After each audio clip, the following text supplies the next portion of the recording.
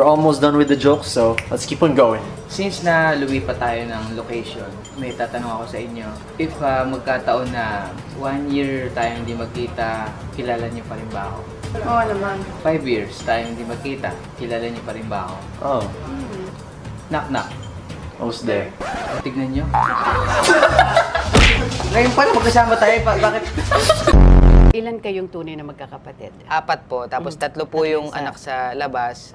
Ayun, pinapasok ko na po kasi yung mahamog. Oo. Hirap eh. At saka importante, kapatid pa rin yun.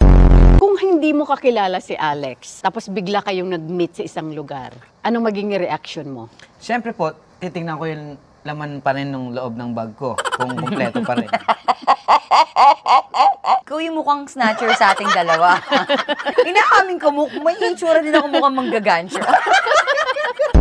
Ano yung best advice na nabigay sa'yo dito sa industriya na hindi mo makakalimutan? Huwag mo lang pakisamahan yung pinakamataas na tao. Pakisamahan mo rin yung pinakamaliit na tao. Kaya, nung time na yun, hindi lang si Benji Paras, pati si Dagul talaga, inano ko. Kailan ka nagiging seryoso? Pag tumatae po ako, siyempre, papatawa pa ba ako noon? Yun lang yung moment ko sa sarili ko. Kaya napapalda to.